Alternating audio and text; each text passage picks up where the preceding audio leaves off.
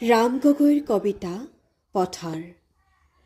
শাওনৰ মেঘমুক্ত নীল আকাশ, সূৰ্যস্নাত ক্লেদময় সেই বিশাল পথাৰ বিপুল সম্ভৱা।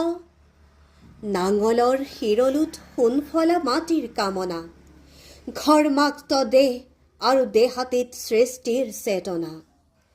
কপালৰ ঘাম লাগি সেউজীয়া পথাৰ আমাৰ, তুমি প্ৰাণময় মোহময় জীৱন মালিকা।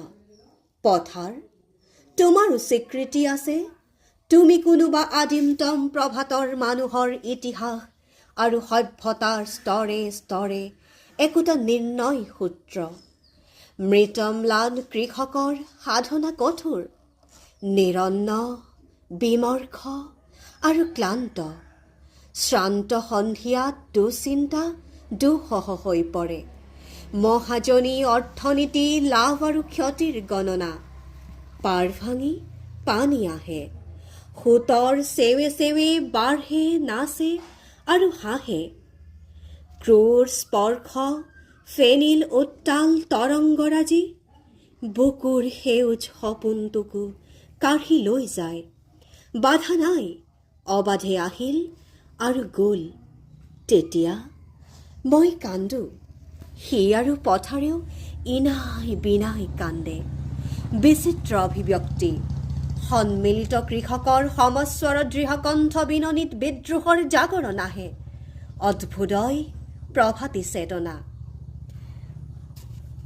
অগ্নিদীক্ষা দ্ৰুত অভিযান অবিৰাম।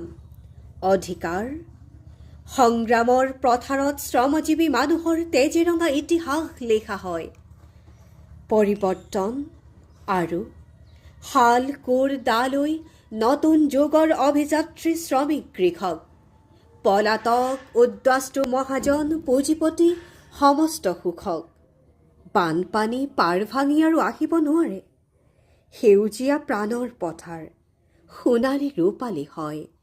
বাকৰিত সোণগুটি লাগে, নতুন আৰু নতুন। সেই পথাৰ, সেই সৃষ্টি সম্ভৱা বিশাল পথাৰ, তোমাক নমস্কাৰ।